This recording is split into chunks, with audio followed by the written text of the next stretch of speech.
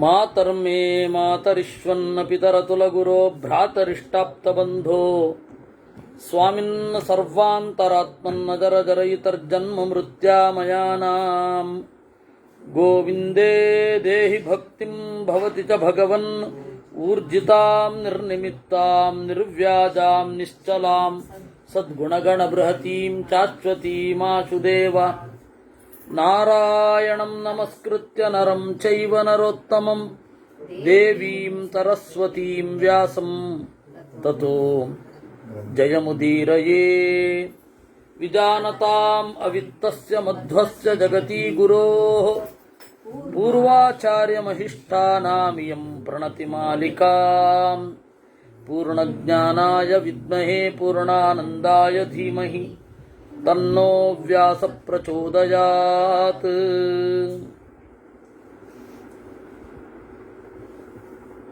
ಶುಕ್ರವಾರ ನಾವು ಮಹಾಭಾರತದ ಒಂದು ಚಿಂತನೆಯನ್ನು ಮಾಡಿದ್ವಿ.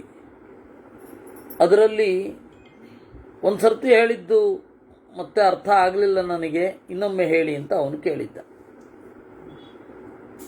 ಕರಾಳ ಜನಕ.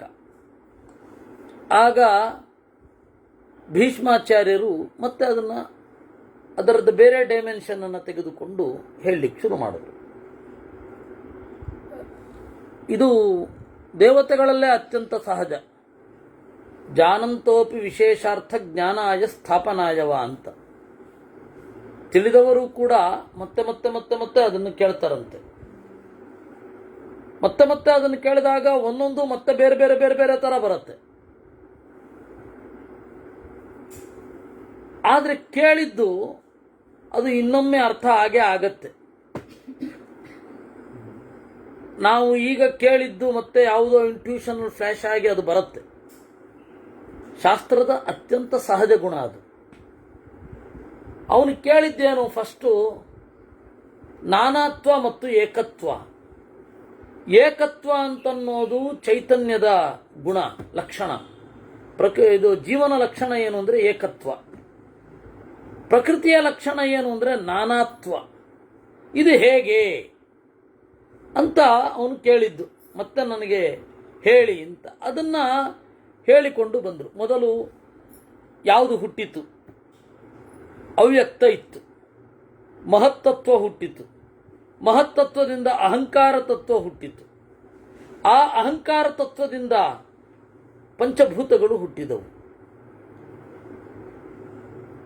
ಆಮೇಲೆ ಈ ಪ್ರಕೃತಿಯಲ್ಲಿ 16 ಗಣಿಸಿದೆವು. ಹೇಗೆ 16? 11 ಇಂದ್ರಿಯಗಳು, ಹೌದಾ? 10 ಜ್ಞಾನೇಂದ್ರಿಯ, 5 ಜ್ಞಾನೇಂದ್ರಿಯ, 5 ಕರ್ಮೇಂದ್ರಿಯ,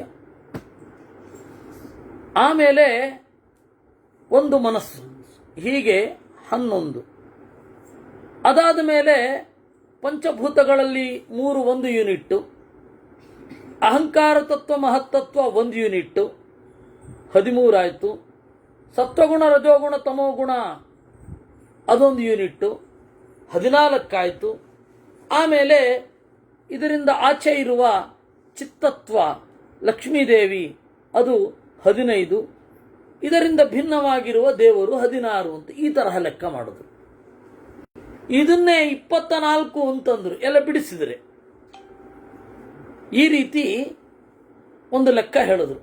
ಹಲವಾರು ತರಹದ ಲೆಕ್ಕ ಮಾಡಿದ್ದಾರೆ ಅವರು. ಇದು ರೆಕಾರ್ಡ್ ಆಗಿಲ್ಲ, ನಾನು ಈಗ ಹೇಳ್ತಾ ಇರೋದು. ಯಾಕೆಂದರೆ ಅವಾಗ ಅದು ರೆಕಾರ್ಡ್ ಆಗಿರಬೇಕು. ಆದಿಪರ್ವ ಸಭಾಪರ್ವ ರೆಕಾರ್ಡ್ ಆಗಿಲ್ಲ, ಅಥವಾ ಆಗಿದ್ದರೂ ತುಂಡು ತುಂಡಾಗೇ ಆಗಿದೆ, ಕಂಟಿನ್ಯೂಸ್ಲಿ ಇಲ್ಲ. ಅರಣ್ಯ ಪರ್ವದಲ್ಲಿ ಅಲಿಯಾಸ್ ವನಪರ್ವದಲ್ಲಿ ಅಷ್ಟಾವಕ್ರ ಮತ್ತೆ ಬಂದಿಯ ಜಗಳ ಬರುತ್ತೆ. ಅಷ್ಟಾವಕ್ರ ಮತ್ತು ಬಂದಿ ಅಂತ ಒಬ್ಬ, ಅವರಿಬ್ಬರ ಜಗಳದಲ್ಲಿ ಮ್ಯಾಥಮೆಟಿಕಲ್ ಆಗಿ ಪ್ರಕೃತಿಯನ್ನ ಎಕ್ಸ್ಪ್ಲೈನ್ ಮಾಡ್ತಾ ಬರ್ತಾರೆ. ಅಲ್ಲಿ 13ರ ತನಕ ಆಗಿ ನಿಂತೋಗಿದೆ. ಯಾಕೆಂದ್ರೆ 13ಕ್ಕೆ ಅವನು ಸೋತ. ಅವನು ಬಂದಿ ಹೆಚ್ಚು ಕಡಿಮೆ ಇಡೀ ಜಗತ್ತನ್ನ 13 ಬಗೆಯಿಂದ ಹೇಗೆ ನೋಡಬಹುದು ಅಂತ ಅಲ್ಲಿದೆ. 13 ಅನ್ನುವ ಸಂಖ್ಯೆ ಇಟ್ಟುಕೊಂಡು ಈ ಜಗತ್ತನ್ನ ಹೇಗೆ ಎಣಿಸಬಹುದು ಅಂತ ಅಲ್ಲಿ. ಶುಕ್ಲ ಯಜುರ್ವೇದ ವಾಜಸನೇಯಿ ಸಂಹಿತೆ ಅದರಲ್ಲಿ 108 ಥರ ನೋಡಿದ್ದಾರೆ. 108 ಅನ್ನೋ ಸಂಖ್ಯೆಯಿಂದ ಜಗತ್ತನ್ನ ಹೇಗೆ ಗುಣಿಸಬಹುದು ಅಂತ ಅದೊಂದು ವಿಚಿತ್ರ ಮ್ಯಾಥಮೆಟಿಕ್ಸ್. ಹೀಗೆ ಬೇರೆ ಬೇರೆ ತರಹ ನೋಡಿದ್ದಾರೆ. ಸಂಕ್ಷಿಪ್ತವಾಗಿ ತಿಳ್ಕೊಳ್ಳೇಬೇಕಾದ್ದು ಒಂದು ಹೇಳಲಿಯಾ ಅಂತ ಕೇಳ್ತಾರವರು. ಏನು ತಿಳ್ಕೊಳ್ಳೇಬೇಕಾದದ್ದು ಏನು? ಒಂದು ತಿಳ್ಕೊ, ಸೃಷ್ಟಿ ಮತ್ತು ಪ್ರಳಯ. ಸೃಷ್ಟಿ ಹೇಗೆ ಇದು ಅರ್ಥ ಆಗತ್ತೆ. ಸೃಷ್ಟಿ ಅಂದರೆ ಹೇಗೆ? ಒಂದು ಹಾಸಿಗೆಯನ್ನು ಬಿಡಿಸಿದಂತೆ. ಪ್ರಳಯ ಅಂದರೆ ಹೇಗೆ? ಆ ಹಾಸಿಗೆಯನ್ನು ಮಡಿಸಿದಂತೆ. ಹಾಸಿಗೆಯನ್ನ ಹೀಗೆ ಬಿಡಿಸ್ತೇವೆ, ಆಮೇಲೆ ಮಡಿಸ್ತಾ ಹೋಗ್ತೇವೆ. ಆ ರೀತಿ ಯಸ್ಮಾದ್ಯದ ಬಿಜಾಯೇತ ತತ್ತತ್ರೈವ ಪ್ರಲೀಯತೆ ಲೀಯಂತೆ ಪ್ರತಿಲೋಮಾನಿ ಸೃಜ್ಯಂತೆ ಚಾಂತರಾತ್ಮನ. ಯಾವುದರಿಂದ ಯಾವುದು ಹುಟ್ಟುತ್ತೋ ಆ ಹುಟ್ಟಿದ ವಸ್ತು ತನ್ನನ್ನು ಯಾವುದು ಹುಟ್ಟಿಸಿರುತ್ತೋ ಅದರಲ್ಲೇ ಲಯ ಆಗುತ್ತೆ. ಆಕಾಶದ ನಡುವಿನಿಂದ ಗಾಳಿ ಹುಟ್ಟಿತು. ಆ ಗಾಳಿಯ ಒಂದು ಡೆನ್ಸಿಟಿ, ಆ ತೀವ್ರ ಒಂದು ಮೂರ್ತ ರೂಪಕ್ಕೆ ಬರುವಾಗ ಅದು ಬೆಂಕಿಯಾಯಿತು. ಆ ಬೆಂಕಿಯ ಬಸಿರಿನಿಂದ ನೀರು ಹುಟ್ಟಿದ್ದು. ನೀರು ಕಂಡೆನ್ಸ್ಡ್ ಆಗಿ ಭೂಮಿಯಾಗಿದ್ದು, ಸೃಷ್ಟಿಯಾಗಿದ್ದು. ಹೀಗೆ ಅಂತ ನೀವು ಇಟ್ಕೊಂಡ್ರೆ ಪ್ರಳಯ ಆಗೋದು ಉಲ್ಟಾ. ಭೂಮಿ ನೀರಿನಲ್ಲಿ ಲಯಗೊಳ್ಳುತ್ತೆ. ತನ್ನ ಆ ಕಂಡೆನ್ಸ್ ಆಗಿರುವಂತಹ ಕಂಡೆನ್ಸ್ಡ್ ಫಾರ್ಮ್ ಏನಿದೆ ಅದು ಹೋಗಿ ಬರೇ ದ್ರವ, ಲಿಕ್ವಿಡ್ ಆಗಿ ಉಳಿಯುತ್ತೆ. ಆ ದ್ರವ ಬೆಂಕಿಯಲ್ಲಿ ಲಯ ಹೊಂದುತ್ತೆ. ಆ ಬೆಂಕಿ ಗಾಳಿಯಲ್ಲಿ, ಆ ಗಾಳಿ ಆಕಾಶದಲ್ಲಿ. ನಾವು ಲೋಕದಲ್ಲಿ ಹೆಂಗೆ ನೋಡ್ತೀವಿ ಅಂದರೆ, ತಂದೆ ಇರ್ತಾನೆ, ತಂದೆಯಿಂದ ಮಗು ಹುಟ್ಟತ್ತೆ. ಮಗು ಅಲ್ಲ ಮೊದಲು ಹೋಗೋದು, ತಂದೆ. ಮೊದಲು ಹುಟ್ಟಿದವರು ಮೊದಲು ಹೋಗ್ತಾರೆ, ನಂತರ ಹುಟ್ಟಿದವರು ನಂತರ ಹೋಗ್ತಾರೆ. ಸಾಮಾನ್ಯ ನಿಯಮ, ಇದಕ್ಕೆ ಅಪವಾದ ಉಂಟು, ಇಲ್ಲ ಅನ್ನಲ್ಲ. ತಂದೆ ಕಣ್ಣೆದುರುಗಡೆ ತನ್ನ ಮಗನನ್ನು ಕಳ್ಕೊತಾನೆ, ಅದು ಅಸಹಜ ಅಂತ ನಮ್ಮಲ್ಲಿ. ಆದರೆ ದೊಡ್ಡ ಸೃಷ್ಟಿಯ ಕ್ರಮದಲ್ಲಿ ಇದು ಸಹಜ. ಅದನ್ನ ಹೇಳಿದ್ರು, ಯಸ್ಮಾದ್ಯದ ಭಿಜಾಯೇತ ತತ್ತತ್ರೈವ ಪ್ರಲೀಯತೆ ಲೀಯಂತೆ ಪ್ರತಿಲೋಮಾನಿ ಸೃಜ್ಯಂತೆ ಚಾಂತರಾತ್ಮನ ಅಂದ್ರು. ಅನುಲೋಮೇನ ಜಾಯಂತೆ ಲೀಯಂತೆ ಪ್ರತಿಲೋಮತಃ ಗುಣಾಗುಣೇಶು ಸತತಂ ಸಾಗರಸ್ಯೋರ್ಮಯೋ ಯಥಾ. ಇದಕ್ಕೆ ಅತ್ಯಂತ ಆಪ್ಟ್ ಆಗಿರುವ ಉದಾಹರಣೆ ಸಾಗರಸ್ಯ ಊರ್ಮಯೋ ಯಥಾ. ಕಡಲ ತೆರೆಗಳು ಹೀಗೆ ಮುಂದೆ ಬಂದು ವ್ಯಾಪಿಸಿಕೊಳ್ತವೆ, ಮತ್ತೆ ವಾಪಸ್ಸು ಡ್ರಾ ಆಗತ್ತೆ. ಅಷ್ಟನ್ನು ಮಾತ್ರ ತಗೊಳ್ಳಿ. ಕಡಲ ತೆರೆಗಳು ಮುಂದೆ ಒತ್ತಿ ಬರ್ತವೆ, ಮತ್ತೆ ವಾಪಸ್ ಹೋಗ್ತವೆ. ಈ ತರಹದ ಕ್ರಮ ಪ್ರಳಯ ಹಾಗೂ ಸೃಷ್ಟಿ. ಇದನ್ನು ತಿಳಿದುಕೊಳ್ಳಲೇಬೇಕಾದ ಅಂಶ. ಇದೇ ರೀತಿ ಅಭಿಮಾನಿ ದೇವತೆಗಳನ್ನು ಕೂಡ ಕೆಳಗಿನ ಕಕ್ಷೆಯಲ್ಲಿರುವವರು ಮೊದಲು ಹೋಗ್ತಾರೆ. ಎಲ್ಲಿ ಲಯ ಆಗ್ತಾರೆ? ಮೇಲಿನ ದೇವತೆಗಳಲ್ಲಿ.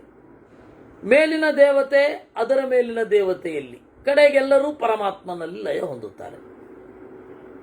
ನಮಗೆ ಶಾರ್ಟ್ ಪೀರಿಯಡ್ ಅಲ್ಲಿ ನಾವು ಮೊದಲು ಹುಟ್ಟಿದವರು ಮೊದಲು ಸಾಯೋದು, ನಂತರ ಹುಟ್ಟಿದವರು ನಂತರ ಸಾಯೋದನ್ನು ನೋಡುವುದು ಅತ್ಯಂತ ಶಾರ್ಟ್ ಪೀರಿಯಡ್ ಅಲ್ಲಿ ನಿಮ್ಮ ಜೀವನದಲ್ಲಿ. ಆದರೆ ಈ ಸೃಷ್ಟಿ ಹಾಗೂ ಪ್ರಳಯದ ಕ್ಯಾನ್ವಾಸ್ ದೊಡ್ಡದಾಗ್ತಿದ್ದ ಹಾಗೆ ಹೀಗಿರಲ್ಲ ಅದು. ಹೀಗೆ ದೇವತೆಗಳನ್ನು ಚಿಂತನೆ ಮಾಡಬೇಕು.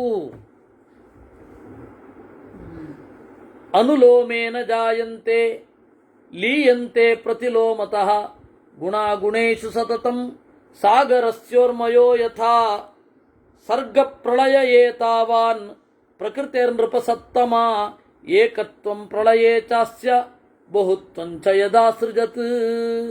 ಅದರಿಂದ ನಾನು ಏಕತ್ವ ಅನ್ನಲ್ಲ, ಇದೆ ಪ್ರಳಯದಲ್ಲಿ ಸಮಷ್ಟಿಯಾಗಿ ನಿಂತಿರುತ್ತೆ, ಒಂದು ಫಾರ್ಮಿನಲ್ಲಿ ಇರುತ್ತೆ. ಪ್ರಳಯ ಇದು ಜಗತ್ತಿನ ಸೃಷ್ಟಿಯಾದ ಮೇಲೆ ಎಲ್ಲವೂ ಬಿಡಿಸಿಕೊಳ್ಳುತ್ತೆ. ಪ್ರಳಯ ಅಂತಂದರೆ ಎಲ್ಲ ಪದಾರ್ಥಗಳು ಒಂದೇ ಆಗಿಬಿಡುತ್ತೆ, ಅಂದರೆ ಸಮಷ್ಟಿಯಾಗಿ ನಿಲ್ಲತ್ತೆ ಅಂತ. ಇದೇ ರೀತಿ ಏಕತ್ವ ಅನ್ನೋದು ಚೈತನ್ಯ. ಯಾಕೆಂದರೆ ಮನುಷ್ಯ ಸಿದ್ಧನಾಗಿ ಎಷ್ಟೇ ರೂಪವನ್ನು ಧರಿಸಿದರೂ ನಾನು ಅನ್ನುವ ಪ್ರಜ್ಞೆ ಇರುತ್ತೆ, ಅಲ್ಲಿ ಏಕತ್ವವೇ ಬಂತು. ಸೌಭರಿ ಋಷಿಗಳು 50 ರೂಪಗಳನ್ನು ತಗೊಂಡ್ರು. ಏನಂತ ಪ್ರಜ್ಞೆ ಇರುತ್ತೆ? ನಾನೊಬ್ಬನೇ ಅಂತ ಪ್ರಜ್ಞೆ ಇರುತ್ತೆ, ಏಕತ್ವ. ಈ ಪದಾರ್ಥಗಳು ಬಹಳ ಆಗ್ತವೆ, ಇವುಗಳಿಗೆ ಪ್ರಜ್ಞೆಯೇ ಇರಲ್ಲ.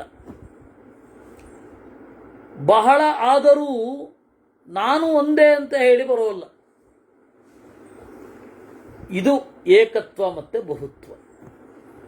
ಏಕತ್ವ ಅನ್ನೋದು ಚೈತನ್ಯದ ಲಕ್ಷಣ, ಬಹುತ್ವ ಅಂತನ್ನೋದು ಜಡದ ಲಕ್ಷಣ. ಯಾಕೆಂದ್ರೆ ಅದಕ್ಕೆ ಪ್ರಜ್ಞೆನೇ ಇರಲ್ಲ. ನಾನು ವಿಸ್ತರಿಸಿಕೊಂಡಿದ್ದೇನೆ ಅಂತ ಏನಾದರೂ ಪ್ರಜ್ಞೆ ಉಂಟಾ? ನೀರು, ಇಷ್ಟು ಜಾಗ ಹರಡ್ಕೊಂಡಿದೆ ನಾನು. ಅಭಿಮಾನಿ ದೇವತೆಗಿರುತ್ತೆ, ಆದರೆ ಅಭಿಮಾನಿ ದೇವತೆ ಏನಿದ್ದಾನೆ ಅವನು ಒಬ್ಬನೇ. ಹೀಗಾಗಿ ನಾವು ನದಿಗಳನ್ನು ಒಂದೇ ಹೆಸರಿನಿಂದ ಕರೆಯೋದು. ಕಾವೇರಿ, ಕಾವೇರಿ ಅಂತ ಹೇಳಿದ್ರೆ ನದಿ ಹರ್ಕೊಂಡು ಬರುತ್ತೆ, ನೀರು ಹೋಗ್ತಾ ಇರುತ್ತೆ. ಯಾವುದೋ ಒಂದು ಪರ್ಟಿಕ್ಯುಲರ್ ಪರಮಾಣುವನ್ನು ನೋಡಿಕೊಂಡು ನಾವು ನದಿ ಅಂತ ಹೇಳ್ತೇವಾ? ಈ ಪರಮಾಣು ನದಿ, ಈ ಪರಮಾಣು ನದಿಯದ್ದಲ್ಲ ಹೇಳಲಿಕ್ಕೆ ಬರಲ್ಲ. ಹಾಗಾದರೆ ಒಂದು ಅಂತ ಹೇಳೋದು ಎಲ್ಲಿರೋದು? ಚೈತನ್ಯ ನಿಷ್ಠವಾಗಿರೋದು. ಒಂದು ಅಂತ ಹೇಳಿ ನಾವು ಯಾವುದನ್ನ ಕುರಿತು ಹೇಳೋದು ಅಂದರೆ ಚೇತನವನ್ನು ಕುರಿತು ಹೇಳೋದು, ಜಡವನ್ನಲ್ಲ. ಹಿಮಾಲಯ, ಯಾವ ಬಂಡೆಯನ್ನು ನೀವು ಹಿಮಾಲಯದ್ದು ಅಂತ ಹೇಳ್ತೀರಾ?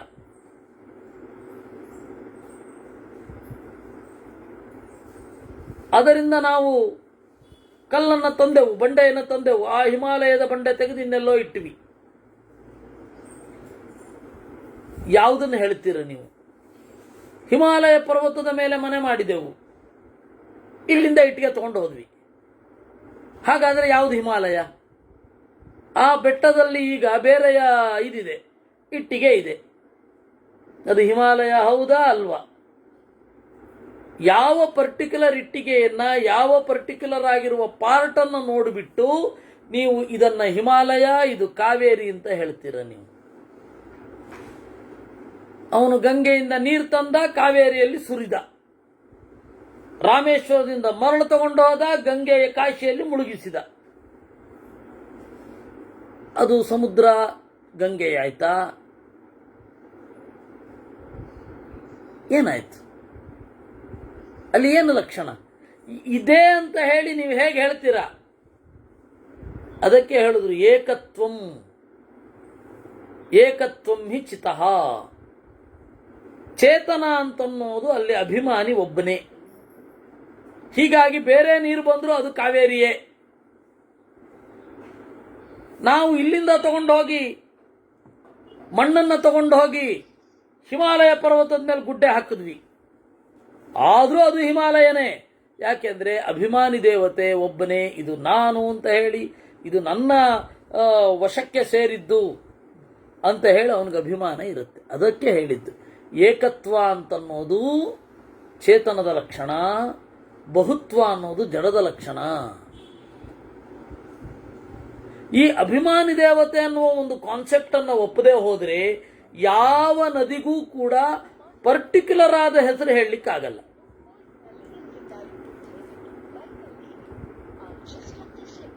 ಯಾವ ನದಿಗೂ ಕೂಡ ನೀವು ಪರ್ಟಿಕ್ಯುಲರ್ ಆದ ಲಕ್ಷಣವನ್ನು ಹೇಳಲಿಕ್ಕಾಗಲ್ಲ. ಪರ್ಟಿಕ್ಯುಲರ್ ಆಗಿ ಇದು ಇದು ಅಂತ ಹೇಳಲಿಕ್ಕಾಗಲ್ಲ. ನೀವು ಸುಮ್ಮನೆ ಯೋಚನೆ ಮಾಡಿ.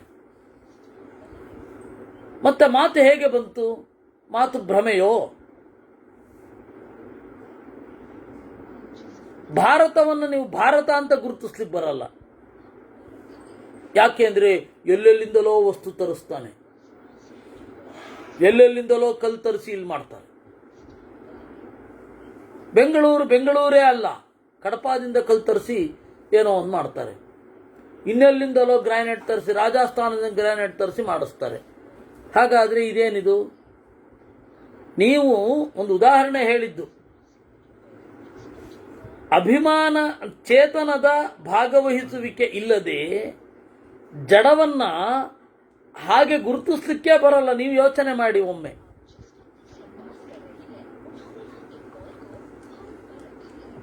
ಹೀಗಾಗಿ ಚೇತನ ಹಾಗೂ ಜಡವನ್ನು ಪ್ರತ್ಯೇಕಿಸೋದು ಎಲ್ಲಿ? ಏಕತ್ವ ಮತ್ತು ನಾನಾತ್ವದಲ್ಲಿ. ಜ್ಞಾನ ಹಾಗೂ ಜ್ಞಾನ ಇಲ್ಲದೇ ಇರುವ ಹಾಗೆ. ಜ್ಞಾನ ಏನನ್ನು ಒಳಗೊಂಡಿರುತ್ತೆ? ನಾನು ಅನ್ನೋದನ್ನು ಒಳಗೊಂಡು ಯಾವುದಿರುತ್ತೆ ಅದು ಜ್ಞಾನ. ಅಥವಾ ಇದು ಇಷ್ಟು, ಇದು ಈ ಪ್ರದೇಶ. ನಾವು ಸ್ಟೇಷನ್ ಲಿಮಿಟ್ ಅಂತ ಹೇಳ್ತೇವಲ್ಲ, ಪೊಲೀಸ್ ಸ್ಟೇಷನ್ ಈ ಲಿಮಿಟಲ್ಲಿ ಬರುತ್ತೆ, ಈ ಸ್ಟೇಷನ್ ಲಿಮಿಟ್ಟಿನಲ್ಲಿ ಈ ಪ್ರದೇಶ ಬರುತ್ತೆ, ಇಲ್ಲಿ ನಡೆದದ್ದನ್ನು ಅವ್ರು ಹ್ಯಾಂಡ್ಲ್ ಮಾಡಬೇಕು ಅಂತ. ಅದು ಪ್ರಜ್ಞೆ ತಾನೇ ಕೆಲಸ ಮಾಡೋದು. ಈ ಘಟನೆ ನಡೆದದ್ದು ಎಲ್ಲಿ? ಈ ಸ್ಟೇಷನ್ ಲಿಮಿಟ್ಟಿನಲ್ಲಿ ನಡೆದಿದೆ, ಅಲ್ಲಿ ಜ್ಞಾನ ಇದೆ. ಹೀಗಾಗಿ ಏಕತ್ವ ಅಂತನ್ನೋದು ಚೇತನದ ಲಕ್ಷಣ, ಬಹುತ್ವ ಅಂತನ್ನೋದು ಜಡದ ಲಕ್ಷಣ. ಯಾಕೆಂದ್ರೆ ಅಲ್ಲಿ ಜ್ಞಾನ ಇಲ್ಲ. ನಾನು ಬಹಳ ಅಂತ ಜ್ಞಾನ ಇಲ್ಲ. ಚೈತನ್ಯದಲ್ಲಿ ಮಾತ್ರ ಅದಿದೆ. ಹೀಗಾಗಿ ಸೌಭರಿ ಅಂತ ಒಬ್ಬ ಋಷಿ ಇದ್ದ. ಅವನು 50 ದೇಹಗಳನ್ನು ತೆಗೊಂಡಿದ್ದ. 50 ದೇಹಗಳನ್ನು ತೆಗೆದುಕೊಂಡ ಸೌಭರಿಗೆ ಈ 50 ದೇಹದಲ್ಲಿ ನಾನು ಅನುಭವಿಸ್ತಾ ಇದ್ದೀನಿ ಅಂತ ಪ್ರಜ್ಞೆ ಇರುತ್ತೆ. ಆ ನಾನು ಅನ್ನೋದು ಒಂದೇ. ಅದರಿಂದಾಗಿ ವೇದವ್ಯಾಸರು ಏನು ಹೇಳಿದ್ದಾರೆ? ಅಭಿಮಾನಿ ವ್ಯಪದೇಶಸ್ತು ಸಾಮಾನ್ಯ ವಿಶೇಷ ಅವಗತಿಭ್ಯಾಂ. ನಂಗೆ ನೆನಪಾಗ್ತಾ ಇಲ್ಲ. ಅಭಿಮಾನಿ ವ್ಯಪದೇಶಸ್ತು ವಿಶೇಷ ಅನುಗತಿಭ್ಯಾಂ. ಅಭಿಮಾನಿ ವ್ಯಪದೇಶಸ್ತು ವಿಚೇತಾನುಗತಿಭ್ಯಾಂ. ಅಭಿಮಾನಿ ಅಂತ ಒಂದು ಕಾನ್ಸೆಪ್ಟ್ ಅನ್ನು ಒಪ್ಪಲೇಬೇಕು ಎಲ್ಲರೂ ಸೂಕ್ಷ್ಮವಾಗಿ ನೋಡಿದರೆ. ಇಲ್ಲ ಅಂದ್ರೆ ಯಾವ ಪದಾರ್ಥವನ್ನ ಯಾವುದು ಅಂತ ಗುರುತಿಸೋದೇ ಕಷ್ಟ ಇದೆ. ನೋಡಿ, ನಮಗೆ ಆ ಪದಾರ್ಥವನ್ನ ಅದು ಅಂತ ಗುರುತಿಸ್ತಾ ಇದ್ದೇವೆ, ಆದರೆ ಅದರ ಹಿಂದೆ ಅಭಿಮಾನಿ ಎನ್ನುವ ಒಂದು ಕಾನ್ಸೆಪ್ಟ್ ಇದೆ ಅನ್ನೋದು ನಮಗೆ ಗೊತ್ತಿಲ್ಲ. ನಮ್ಮ ಬಗ್ಗೆನೇ ನಮಗೆ ತಿಳ್ಕೊಳ್ಳಿಕ್ಕಾಗದೆ ಹೋದರೆ ಇನ್ನು ಉಳಿದದ್ರ ಬಗ್ಗೆ ಏನು ತಿಳ್ಕೊಳ್ಳೋದು?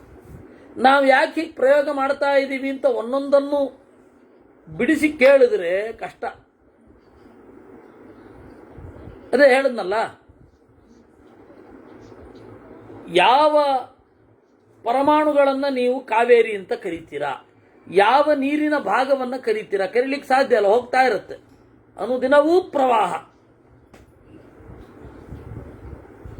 ಏನ್ ಮಾಡೋದು? ಈ ಎಲ್ಲ ಕಾರಣಗಳಿಂದ ಅಭಿಮಾನಿ ಅನ್ನೋದನ್ನು ಒಪ್ಪಬೇಕು. ಸರ್ಗ ಪ್ರಳಯೇ ತಾವಾನ್. ಅದರಿಂದಾಗಿ ಮಧ್ವರು ಏನು ಮಹಾಭಾರತ ತಾತ್ಪರ್ಯ ನಿರ್ಣಯದಲ್ಲಿ 3ನೇ ಅಧ್ಯಾಯ ಸರ್ಗಾನುಸರ್ಗ ಪ್ರಳಯ ಪ್ರಾದುರ್ಭಾವ ವಿನಿರ್ಣಯ ಅಂತ ಒಂದು, ಅದರಲ್ಲಿ ಪ್ರಳಯ ಹೀಗೆ ಆಗೋದು ಅಂತ ಹೇಳಿದ್ದಾರೆ. ಮೊದಲು ದೊಡ್ಡ ದೇವತೆಗಳು ಬರ್ತಾರೆ,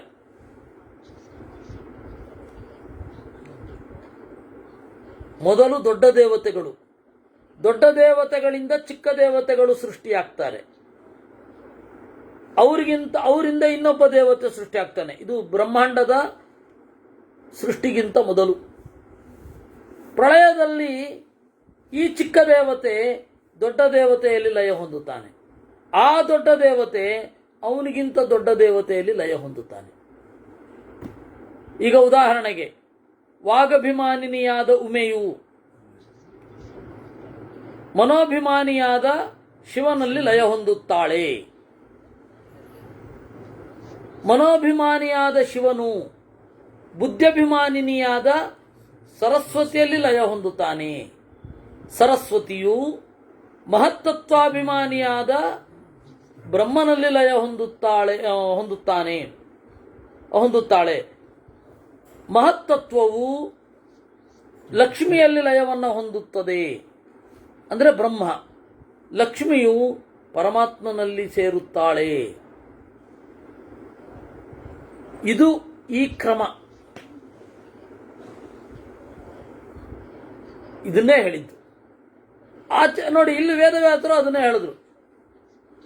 ಅನುಲೋಮೇನ ಜಾಯಂತೆ ಲೀಯಂತೆ ಪ್ರತಿಲೋಮತಃ ಅಂತ 1, 2, 3, 4, 5 ಆ ಆರ್ಡರ್ನಲ್ಲಿ ಹುಟ್ಟುತ್ತಾರೆ. 5, 4, 3, 2, 1 ಆ ಲೈನಿನಲ್ಲಿ ಲಯ ಆಗತ್ತೆ ಅಂತ ಆಚಾರ್ಯರು ಮೂಲದಲ್ಲಿ ಇಲ್ಲದೆ ಇರೋದನ್ನ ಹೇಳಲೇ ಇಲ್ಲ. ಆಚಾರ್ಯರ ಫಿಲಾಸಫಿ ಯಾವುದು ಅಂದ್ರೆ ವೇದವ್ಯಾಸರು ಏನು ಹೇಳಿದ್ರು ಅದೇ. ವೇದವ್ಯಾಸರು ಹೇಳದೇ ಇರೋದನ್ನು ಅವ್ರು ಹೇಳಲೇ ಇಲ್ಲ. ಯಾಕೆಂದ್ರೆ ಅವ್ರ ಮಾತು ಹೆಚ್ಚಿಲ್ವೇ ಇಲ್ಲ.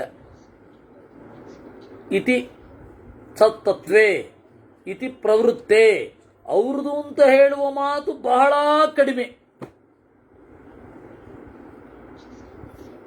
ಸರ್ಗ ಪ್ರಳಯ ಏತಾವಾನ್ ಪ್ರಕೃತೇರ್ ನೃಪಸತ್ತಮ ಏಕತ್ವಂ ಪ್ರಳಯೇ ಚಾಸ್ಯ ಬಹುತ್ವಂಚ ಯದಾ ಸೃಜತ್. ಈ ರೀತಿ 2 ಅರ್ಥ ಹೇಳಿದ್ರು.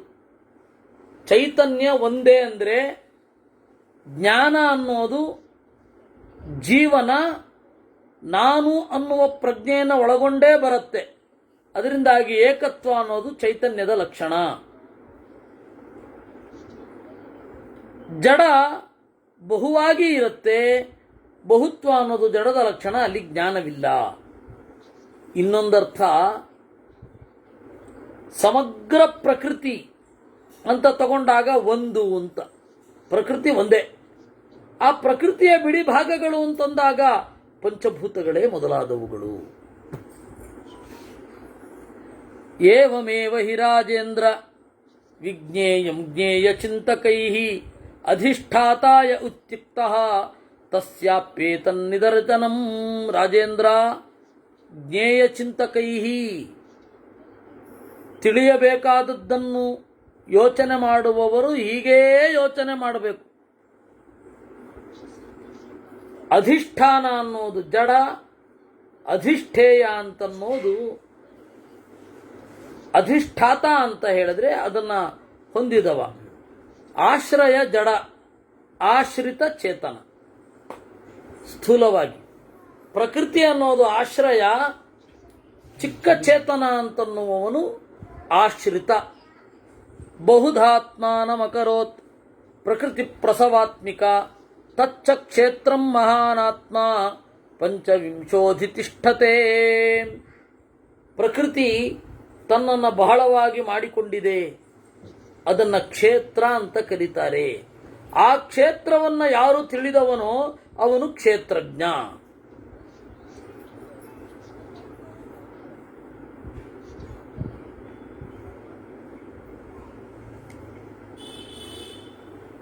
ಹೀಗಾಗಿ ಪ್ರಕೃತಿ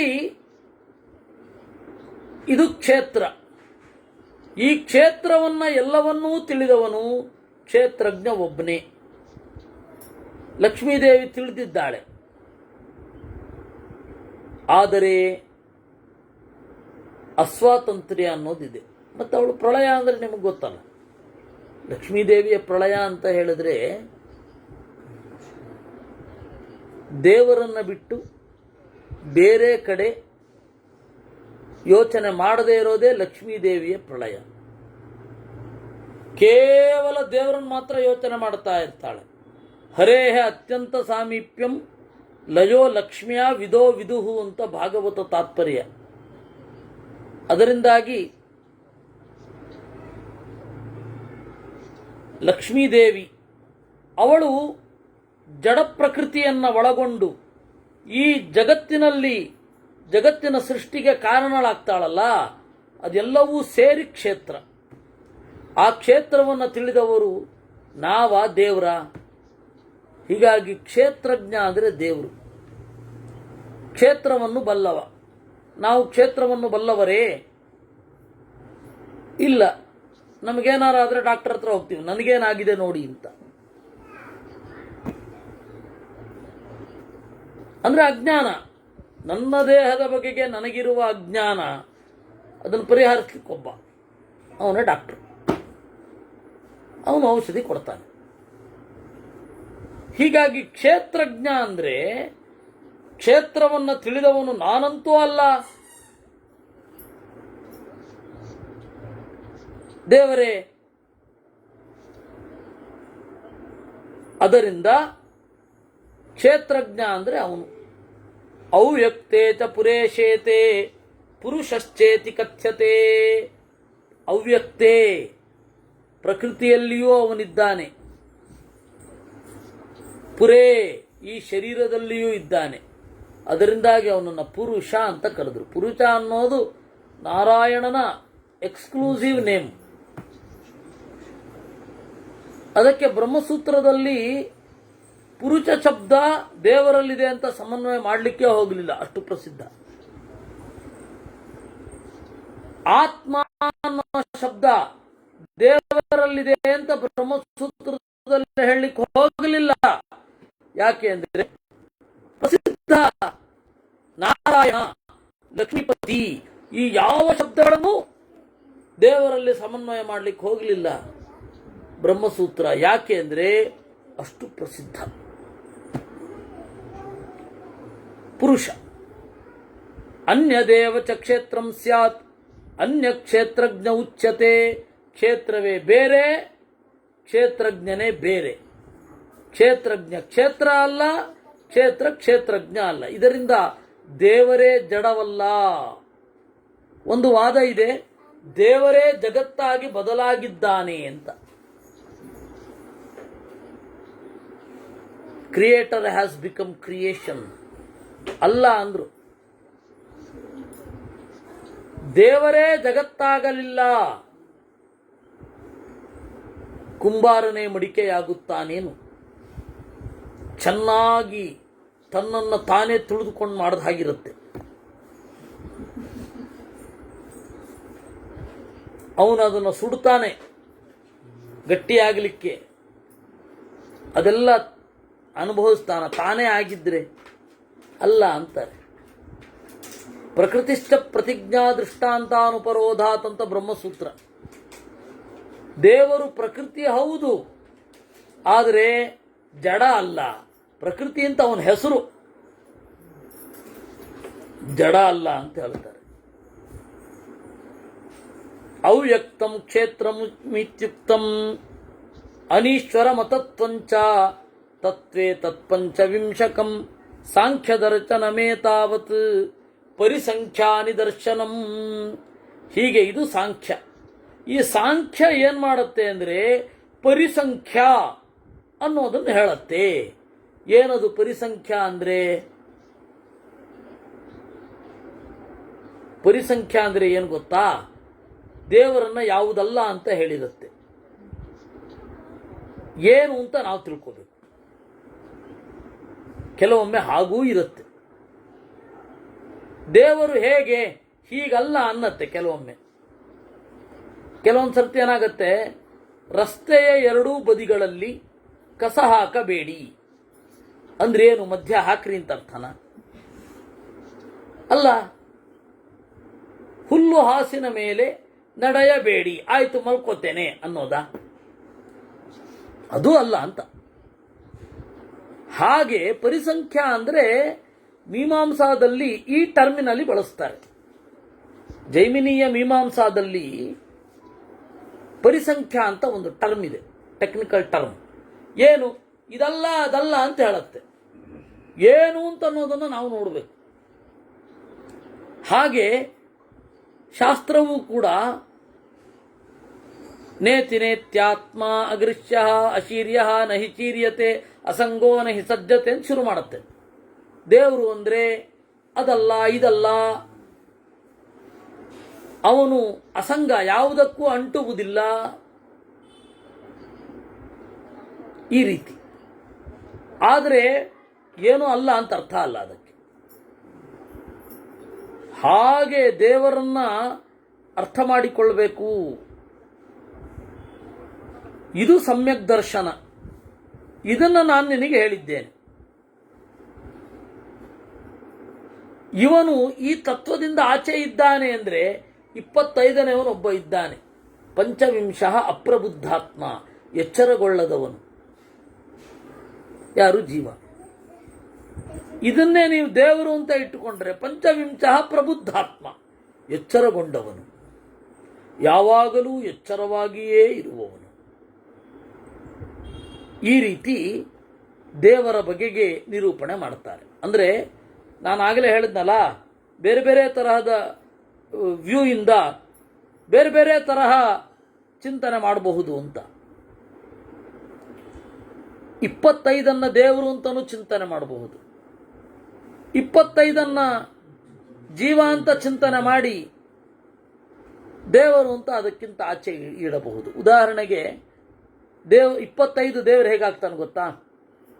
ಪಂಚಭೂತಗಳು, ಪಂಚ ವಿಷಯಗಳು, ಪಂಚ ಜ್ಞಾನೇಂದ್ರಿಯ, ಪಂಚ ಕರ್ಮೇಂದ್ರಿಯ 20 ಆಯ್ತಾ? ಮನಸ್ಸು 21 ಆಯ್ತಾ? 3 ಗುಣಗಳು, ಸತ್ವಗುಣ, ರಜೋಗುಣ, ತಮೋಗುಣಗಳ ಎಷ್ಟಾಯ್ತು? 24 ಆಯ್ತು. 25ನೇವನು ಜೀವ, 26 ದೇವರಾಗ್ತಾನೆ. ಈ ಅಹಂಕಾರ ತತ್ವ, ಮಹತ್ತತ್ವ 1 ಯೂನಿಟ್ ಅಂತಂದ್ರೆ 24ನೇವನು ಜೀವ ಆಗ್ತಾನೆ, 25ನೇವನು ದೇವರಾಗ್ತಾನೆ. ನಾವು ನೋಡೋ ದೃಷ್ಟಿಯಲ್ಲಿರೋದು ಅಷ್ಟೇ. ಇದೆಲ್ಲ 1 ಯೂನಿಟ್ಟು. ಇವಾಗ ಆಟದ ಸಾಮಾನು ಅಂದರೆ 1 ಯೂನಿಟ್ ಅಂತ ತಗೊಂಡ್ರೆ ಒಂದೇ, ಒಂದು ಅಂತ ನಾವು ಯೂನಿಟ್. ಅದು ಆಟದ ಸಾಮಾನೆಲ್ಲ ತನ್ನಿ, ಒಂದೇ ಅಲ್ಲ, ಬಹಳ ಅಂತ. ಅದನ್ನೇ ನೀವು ಬಿಡಿ ಬಿಡಿಯಾಗಿ ಹೇಳಬಹುದು. ಫುಟ್ಬಾಲ್ ತನ್ನಿ, ನೆಟ್ಟು ತನ್ನಿ, ಕಂಬ ತನ್ನಿ, ಬಿಡಿ ಬಿಡಿಯಾಗಿ ಹೇಳಬಹುದು, ನಿಮ್ಮ ವ್ಯೂನಲ್ಲಿರೋದು. ಹಾಗೆ ತತ್ವವನ್ನು ಎಣಿಸಬೇಕಾದ್ರೂ ಕೂಡ ಈ ತರಹದ ಡಿಫ್ರೆಂಟ್ ವ್ಯೂನಲ್ಲಿ ನೋಡ್ತಾರೆ. ಹಿಂದಿನವ್ರು ನೋಡ್ತಾ ಇದ್ರು. ಅದರಿಂದಾಗಿ ಪಂಚವಿಂಶ 25ನೇವನು ದೇವರು ಅಂತಲೂ ಗ್ರಹಿಸಬಹುದು, ಜೀವ ಅಂತಲೂ ಗ್ರಹಿಸಬಹುದು. ಹಾಗೆ ನೋಡಪ್ಪ, ಇದನ್ನು ನಾನು ಹೇಳಿದ್ದು ಚೆನ್ನಾಗಿ ಹೇಳಿದ್ದೇನೆ. ಪ್ರಕೃತಿಯ ಲಕ್ಷಣವನ್ನು, ಗುಣಗಳನ್ನು, ತತ್ವಗಳನ್ನು ಇದನ್ನು ಯಾರು ತಿಳಿತಾರೆ? ನತ್ವೇವಂ ವರ್ತಮಾನಾನಾಂ ಆವೃತ್ತಿರ್ವಿದ್ಯತೆ ಪುನಃ. ಮತ್ತೆ ಸಂಸಾರದಲ್ಲಿ ಬರೋಲ್ಲ. ಅಂದರೆ ಇದನ್ನು ತಿಳಿದುಕೊಂಡವರಿಗೆ ಬಿಡುಗಡೆಯ ದಾರಿ ಸಿಗತ್ತೆ ಅಂತಲೇ ವಿನಃ ಇದನ್ನು ತಿಳ್ಕೊಂಡು ಕೂಡ ಠಕ್ಕನ್ ಮುಕ್ತರಾಗ್ಬಿಡ್ತಾರೆ ಅಂತಲ್ಲ. ಕ್ಲಾರಿಟಿ ಬರುತ್ತೆ, ಇದು ಅಂತ. ಪಶ್ಯೇರನ್ನೇಕಮತಯೋ ನ ಸಮ್ಯಕ್ತೇಷು ದರ್ಶನಂ ತೇ ಅವ್ಯಕ್ತಂ ಪ್ರತಿಪದ್ಯಂತೆ ಪುನಃ ಪುನರರಿಂದಮ. ಪಶ್ಯೇರನ್ನೇಕಮತಯ, ಇದನ್ನೆಲ್ಲವನ್ನ ಒಂದೇ ತರಹ ಅಂತ ಯಾರು ನೋಡ್ತಾರೆ? ನ ಸಮ್ಯಕ್ತೇಷು ದರ್ಶನಂ, ಅವ್ರ ದರ್ಶನ ಒಳ್ಳೆಯದಲ್ಲ. ತೇ ವ್ಯಕ್ತಂ ಪ್ರತಿಪದ್ಯಂತೆ ಪುನಃ ಪುನರರಿಂದಮ. ಇವುಗಳ ಬೇರೆ ಬೇರೆ ಗುಣಗಳನ್ನು ತಿಳಿಯದವರು ಮತ್ತೆ ಮತ್ತೆ ಸಂಸಾರದಲ್ಲಿ ಬರ್ತಾರೆ. ಸರ್ವಮೇತದ್ವಿಜಾನಂತಹ ನಾ ಸರ್ವಸ್ಯ ಪ್ರಬೋಧನಾತ್. ಇದೆಲ್ಲವನ್ನ ತಿಳಿಯೋದು ಯಾವಾಗ ಅಂದರೆ ಎಲ್ಲವನ್ನ ತಿಳಿದಾಗ. ನನಗಿಷ್ಟೇ ಸಾಕು, ಇಷ್ಟು ಸಾಕು, ಇನ್ನು ಬೇರೆ ತಿಳಿಯಲ್ಲ ಅಂತ ಹಠ ಹಿಡಿದವ್ರಿಗೆಲ್ಲ. ಅಂದರೆ ಜೀವನ ಇಡೀ ಅಧ್ಯಯನ ಮಾಡ್ತಾ ಇರೋದು ಅಷ್ಟೆ. ಯಾವ ಫಲಾಪೇಕ್ಷೆಯೂ ಇಲ್ಲದೆ ಕೇವಲ ಒಳಗಡೆಯ ಬೆಳವಣಿಗೆಗಾಗಿ ಅಧ್ಯಯನ ಮಾಡೋದೇನಿದೆ ಅದೇ ಉದ್ದೇಶ. ಏನಮಭಿಜಾಯಂತೆ ಅಭಿಜಾನಂತಿ ನ ಭಯಂ ತೇಷು ವಿದ್ಯತೆ. ಅದರಿಂದ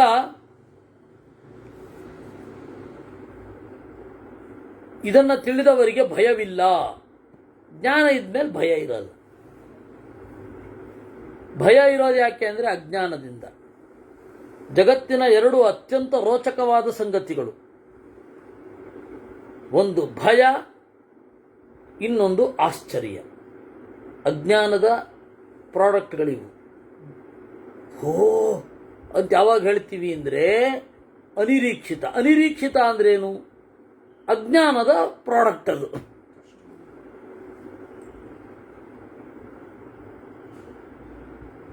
ಗೊತ್ತಿಲ್ಲ, ನೀವು ಬರ್ತೀರಾ ಅಂತ ಗೊತ್ತಿಲ್ಲ ನನಗೆ, ಅದರಿಂದಾಗಿ ಬಂದಾಗ ಆಶ್ಚರ್ಯ ಆಗತ್ತೆ. ಅದು ಏನಿದೆ ಅಂತ ನನಗೆ ಗೊತ್ತಿಲ್ಲ, ಅದರಿಂದ ಭಯ ಆಗತ್ತೆ. ಭಯ ಹೋಗುತ್ತೆ, ಯಾಕಂದ್ರೆ ಜ್ಞಾನ ಬರುತ್ತೆ ಅಂತ. ಹೀಗೆ 289ನೇ ಅಧ್ಯಾಯ.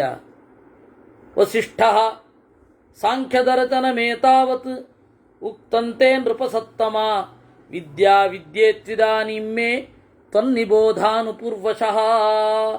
ನೋಡಪ್ಪ, ಇಷ್ಟು ಸಾಂಖ್ಯ ದರ್ಶನ. ಈಗ ವಿದ್ಯೆ ಮತ್ತು ಅವಿದ್ಯೆಯ ಬಗ್ಗೆ ಹೇಳ್ತೇನೆ. ವಿದ್ಯೆ ಅಂದ್ರೇನು, ಅವಿದ್ಯೆ ಅಂದ್ರೇನು?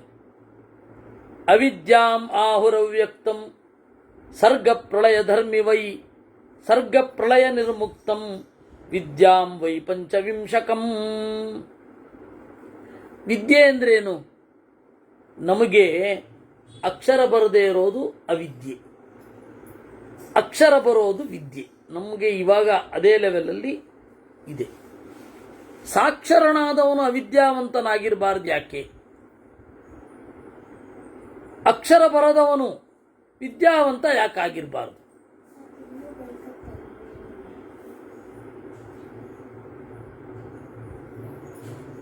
ನಮಗೆ ಏನು ಪ್ರಜ್ಞೆ ಅಂದರೆ ಅಕ್ಷರ ಕಲಿತರೆ ವಿದ್ಯೆ ಕಲಿತೇವು ಅಂತ. ಒಂದು ಪ್ರೊಫೆಷನ್ ಬಂತು ಅಂದರೆ ನಮಗೆ ಏನರ್ಥ? ಅವನು ವಿದ್ಯಾವಂತ, ಅವನು ಎಜುಕೇಟೆಡ್, ಅವನು ಈ ಡಿಗ್ರಿ ಮಾಡಿದ್ದಾನೆ, ಎಜುಕೇಟೆಡ್. ಅವನು ಇಂಜಿನಿಯರಿಂಗ್ ಮಾಡಿದ್ದಾನೆ, ಅವನು ವಿದ್ಯಾವಂತ. ನಾವು ಹಾಗೆ ಯೋಚನೆ ಮಾಡೋದು. ಆದರೆ ವಾಸ್ತವ ಏನು? ಎಜುಕೇಷನ್ನು ಈಗ ಇರೋದು ಜಾಬ್ ಓರಿಯೆಂಟೆಡ್. ಜಾಬ್ ಅನ್ನೋದೇನಿದೆ ಅದು ವೃತ್ತಿ. ವೃತ್ತಿಯಲ್ಲ, ವಿದ್ಯೆ ಅಲ್ಲ. ನಮಗೆ ಭ್ರಮೆ ಇರೋದು ಅದು. ನೋಡಿ, ಅಷ್ಟು ವಿದ್ಯಾವಂತರಾಗಿದ್ದು ಇಷ್ಟು ಗೊತ್ತಾಗಲ್ಲ ಅವ್ರಿಗೆ. ವಿದ್ಯಾವಂತರೇ ಅಲ್ಲ ಅವರು. ವಿದ್ಯಾ ಅಂದರೆ ಏನು? ನಾನು ಪ್ರಾಚೀನ ಭಾರತದ ಪ್ರಕಾರ ಎಜುಕೇಟೆಡ್ ಅಂತ ಒಪ್ತೇನೆ. ಯಾಕೆಂದರೆ ಎಜುಕೇಟೆಡ್ ಅನ್ನುವಾಗ ಅವರಿಗೆ ಓದಿ ಬರೆಯೋದು ಅಂತ ಅಷ್ಟೇ ವಿವಕ್ಷೆ ವಿದೇಶದವರಿಗೆ. ಹೀಗಾಗಿ ಎಜುಕೇಟೆಡ್ ಅಂತ ಅನ್ನೋ ಮಾತನ್ನು ಒಪ್ತೇನೆ.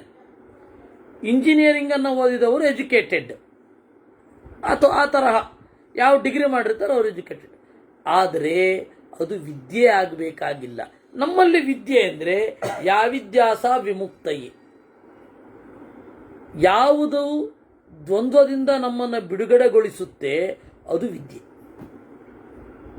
ಸೋಲು ಗೆಲುವು, ಸುಖ ದುಃಖ, ಈ ತರಹದ ದ್ವಂದ್ವಗಳು, ಅದರಿಂದ ನಮ್ಮನ್ನು ಯಾವುದು ಆಚೆ ತರುತ್ತೆ ಅದು ವಿದ್ಯೆ ನಮ್ಮ ಪ್ರಕಾರ. ಅಥವಾ ಯಾವುದು ಬಿಡುಗಡೆಗೆ ಒಯ್ಯುತ್ತೆ ಸಂಸಾರದಿಂದ ಅದು ವಿದ್ಯೆ. ಉಳಿದದ್ದು ವಿದ್ಯೆ ಅಲ್ಲ. ಇವತ್ತು ವಿಜಯೇಂದ್ರ ಸ್ವಾಮಿಗಳ ಆರಾಧನೆ, ಚತುಷ್ಷಷ್ಠಿ ಕಲಾದು ವಿದ್ಯೆ ಅಲ್ಲ. 64 ಕಲೆಗಳು ವಿದ್ಯೆ ಅಲ್ಲ. ಚತುಷ್ಷಷ್ಠಿ ಕಲೆ ಅವ್ರಿಗೆ ಗೊತ್ತಿತ್ತು ಅಂತ ನಾವು ಹೇಳ್ತಾ ಇದ್ದೀವಿ. ಹಾಗೆ ಹೇಳಬೇಕಾಗಿಲ್ವೇನೋ. ಯಾಕೆ ಗೊತ್ತಾ, ಚತುಷ್ಷಷ್ಟಿ ಕಲೆಗಳಲ್ಲಿ ಹೆಚ್ಚು ಕಾಮಶಾಸ್ತ್ರಕ್ಕೆ ಸಂಬಂಧಪಟ್ಟ ಟೆಕ್ನಿಕ್ಗಳೇ ಇರೋದು. ಅದನ್ನು ಪಾಪ ವಿಜೇಂದ್ರ ಸ್ವಾಮಿಗಳೇ ಯಾಕೆ ತಿಳ್ಕೊಂಡಿರ್ತಾರೆ. ಅದರಲ್ಲಿ ಒಂದು ಜಡೆ ಹೆಣೆಯೋದು, ಹಾರ ಕಟ್ಟೋದು. ಆ ಹಾರವನ್ನು ಕಟ್ಟಿ ಹೀಗೆ ಎಸೆದ್ರೆ ನಿಮ್ಮ ಮನಸ್ಸಿನಲ್ಲಿ ಏನು ಪರಿಣಾಮ ಆಗಬೇಕು ನಾನು ಅಂದ್ಕೊಂಡಿರ್ತೇನೋ ಅದೆಲ್ಲ ನಿಮಗೆ ಆಗಬೇಕು. ಈ ತರಹ ಇದೆಲ್ಲ ಕಲೆಗೆ ಸಂಬಂಧಪಟ್ಟದ್ದು.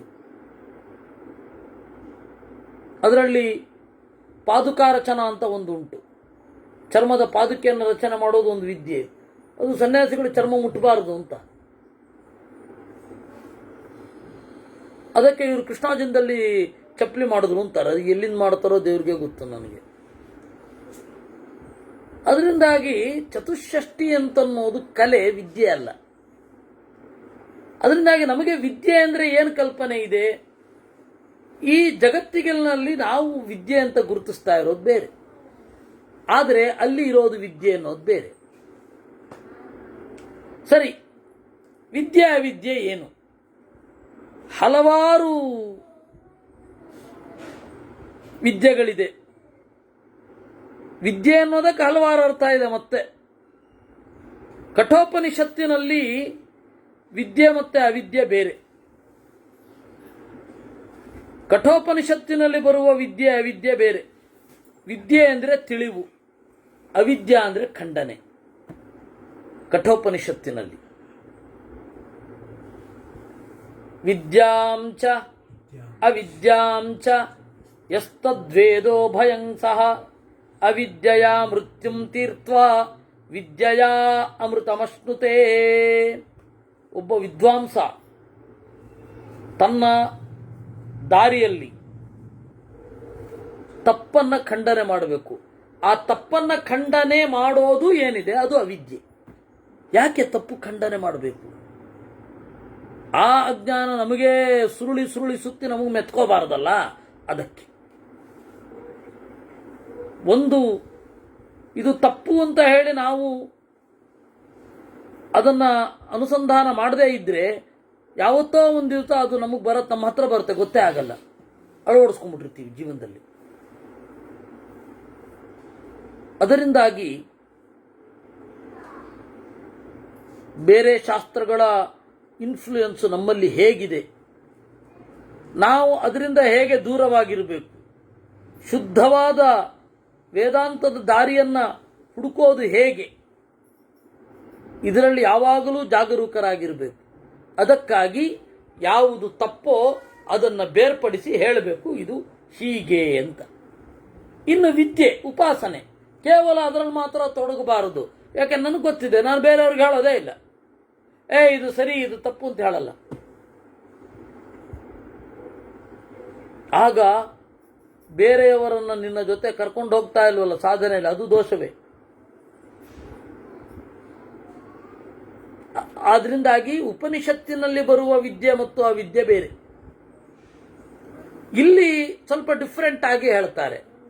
ಅದು ಏನು ಅಂತ ಹೇಳಿ ನಾವು ಮತ್ತೆ ನೋಡೋಣ.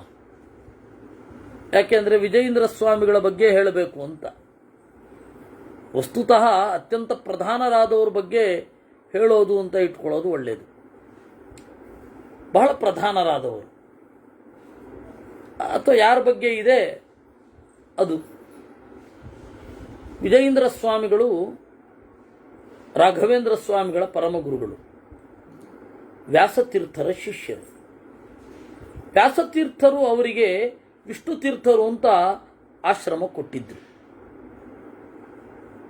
ಸುರೇಂದ್ರ ತೀರ್ಥರು ಅಂತ ಬಂದರು. ಅವಾಗ ರಾಯರ ಮಠ ಅಂತ ಇಲ್ವಲ್ಲ, ಯಾಕೆಂದ್ರೆ ರಾಯರೇ ಬಂದಿರಲಿಲ್ಲ. ರಾಯರ ಮಠ ಎಲ್ಲಿಂದ ಆಗತ್ತದು? ಸುರೇಂದ್ರ ತೀರ್ಥರು ಬಂದರು. ವಿಬುಧೇಂದ್ರ ತೀರ್ಥರ ಪರಂಪರೆಯಲ್ಲಿ ಬಂದವರು. ಈ ತರುಣ ಸನ್ಯಾಸಿಯನ್ನ ನೋಡಿದ್ರು, ಬಹಳ ಇಷ್ಟ ಆಯಿತು ಅವರಿಗೆ. ಅವ್ರು ಹೇಳಿದ್ರು, ಇವ್ರನ್ನ ನಮಗೆ ಕೊಟ್ಟು ಬಿಡಿ, ಇಲ್ಲಾಂದ್ರೆ ನಾನು ಇವತ್ತು ನಿಮ್ಮ ಜೊತೆ ಭಿಕ್ಷೆ ಸ್ವೀಕಾರ ಮಾಡಲ್ಲ ಅಂದರು. ಇದು ವ್ಯಾಸತೀರ್ಥರು ಯಾರ ಮೇಲೂ ಮೋಹ ಇರಲಿಲ್ಲ, ಆಯ್ತು ಅಂತ ಕೊಟ್ಬಿಟ್ರು. ವ್ಯಾಸತೀರ್ಥರು ಆಮೇಲೆ ಶ್ರೀನಿವಾಸ ತೀರ್ಥರು ಅಂತ ಇನ್ನೊಬ್ಬರಿಗೆ ಆಶ್ರಮ ಕೊಟ್ಟರು. ಅವರ ವೃಂದಾವನ ಹುಲೇಕಲ್ಲು ಅಂತ ಸೋದೆಯ ಹತ್ತಿರ ಇದೆ.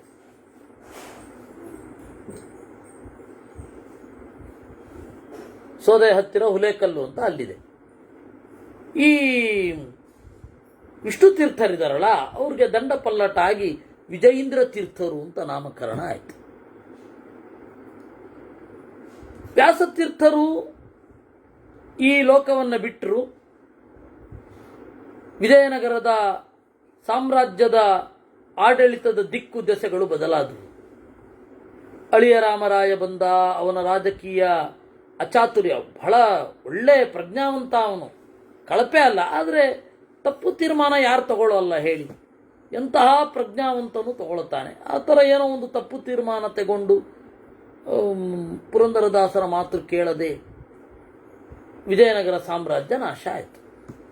ವಿಜಯನಗರ ಸಾಮ್ರಾಜ್ಯ ನಾಶ ಆದಾಗ ಎಲ್ಲಿಗೆ ಹೋಗಬೇಕು? ತಂಜಾವೂರಿಗೆ ಕರ್ಕೊಂಡು ಹೋದ್ರು. ಯಾರು ಕರ್ಕೊಂಡು ಹೋಗಿದ್ದು? ವಿಜಯೇಂದ್ರ ಸ್ವಾಮಿಗಳು. ಕುಂಭಕೋಣ ಮತ್ತು ತಂಜಾವೂರು ಇವೆರಡೂ ಕೂಡ ವಿಜಯೇಂದ್ರ ಸ್ವಾಮಿಗಳ ಕಾರ್ಯಕ್ಷೇತ್ರ. ಮಂತ್ರಾಲಯ ಆಗಿನ್ನೂ ಇರಲಿಲ್ವಲ್ಲ, ರಾಯರೇ ಬರಲಿಲ್ಲ, ಮಂತ್ರಾಲಯ ಎಲ್ಲಿಂದ ಬರಬೇಕು? ತಮಿಳುನಾಡಿನಲ್ಲಿ ಆಗ ಅವರು ವಿಜಯೇಂದ್ರ ಸ್ವಾಮಿಗಳು ಹಂಪೆಯಿಂದ ಹೋಗುವಾಗ ಅವ್ರ ಜೊತೆಗೊಬ್ಬರು ಇದ್ರು, ಕನಕಾಚಲ ಭಟ್ರು ಅಂತ, ಒಳ್ಳೆ ವೈಣಿಕರು, ಸಜ್ಜನ, ಶಾಸ್ತ್ರಗಳನ್ನೆಲ್ಲ ತಿಳಿದಿದ್ದವರು. ಅವರ ಮಗ ತಿಮ್ಮಣ್ಣ ಭಟ್ರು. ತಿಮ್ಮಣ್ಣ ಭಟ್ರು ಮಗ ವೆಂಕಣ್ಣ ಭಟ್ರು, ವೆಂಕಟನಾಥ, ಅವರೇ ರಾಘವೇಂದ್ರ ಸ್ವಾಮಿಗಳು. ವಿಜಯೇಂದ್ರ ಸ್ವಾಮಿಗಳು ಸುಮಾರು 100 ಗ್ರಂಥಗಳನ್ನು, 104 ಗ್ರಂಥಗಳನ್ನು, 108 ಗ್ರಂಥಗಳನ್ನು ಬರೆದಿದ್ದಾರೆ. ಅದರಲ್ಲಿ ಕೆಲವು ಸಿಗತ್ತೆ.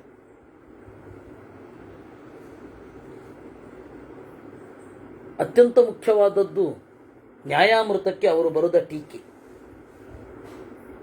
ಆಮೇಲೆ ವಾಗ್ವೈಖರಿ ಅಂತ, ತುರಿಯ ಶಿವಖಂಡನ. ಆ ಕಾಲದಲ್ಲಿ ಅವರು ಅಪ್ಪಯ್ಯ ದೀಕ್ಷಿತರ ಪ್ರತಿರೋಧವನ್ನು ಎದುರಿಸಿದರು. ಅವರ ಸಮಕಾಲೀನರು. ಹೀಗಾಗಿ ವಿಜಯೇಂದ್ರ ಸ್ವಾಮಿಗಳು ವ್ಯಾಪಕವಾಗಿ ಸಮಕಾಲೀನವಾಗಿ ಪ್ರತಿಕ್ರಿಯೆಯನ್ನು ಕೊಟ್ಟವರು. ಯಾವುದೇ ಗ್ರಂಥ, ಆವಾಗ ಸಂಸ್ಕೃತ, ಇವಾಗ ಹೇಗೆ ಕನ್ನಡವೋ, ಈಗ ಹೇಗೆ ಇಂಗ್ಲೀಷೋ, ಹಾಗೆ ಅವತ್ತು ಸಂಸ್ಕೃತ. ಸಂಸ್ಕೃತದಲ್ಲಿ ಖಂಡನೆ ಬಂತು, ಇವರು ಸಂಸ್ಕೃತದಲ್ಲಿ ಉತ್ತರ ಬರೆದರು.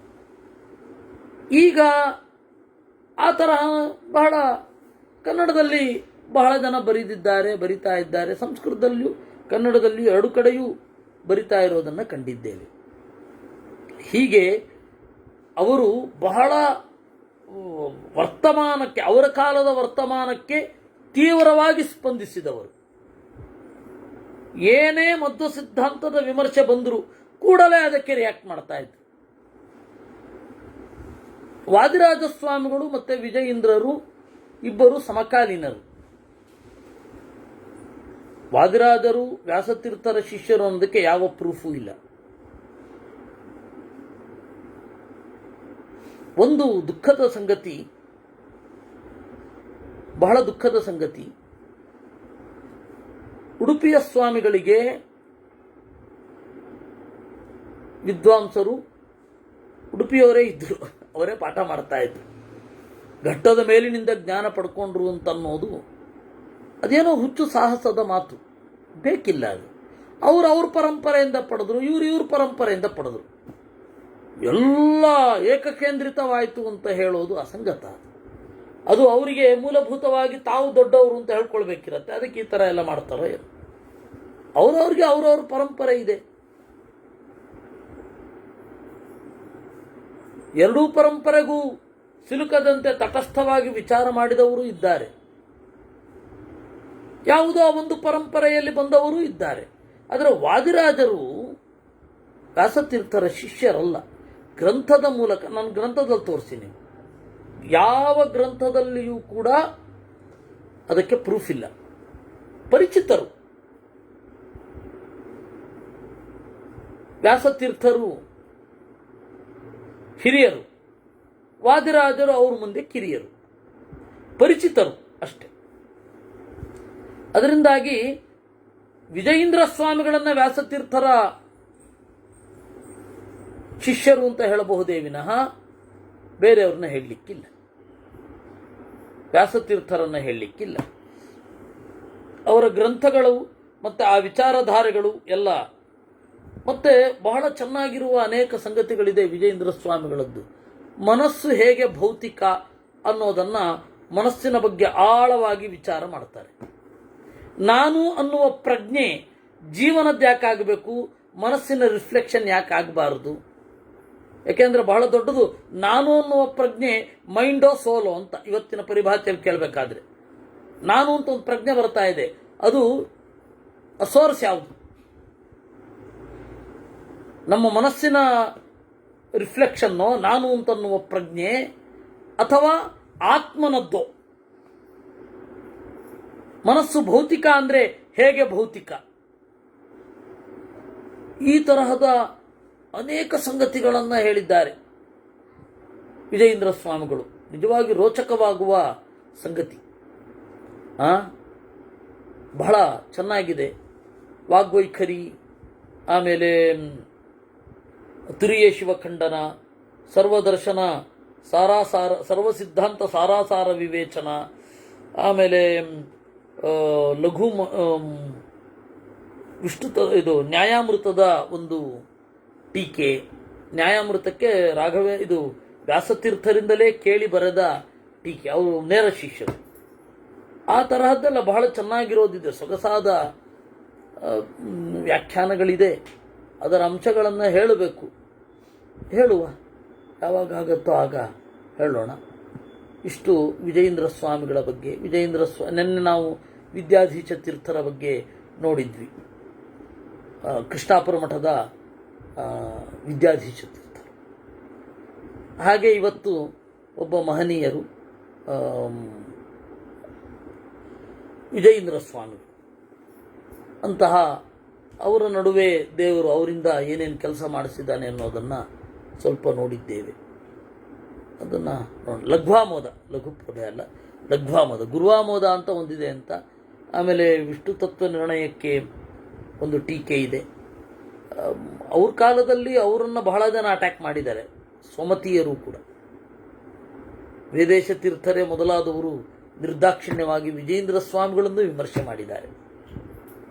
ಸಮಕಾಲೀನರನ್ನು ವಿಮರ್ಶೆ ಮಾಡೇ ಮಾಡುತ್ತಾರೆ ಇನ್ನೊಬ್ಬರು.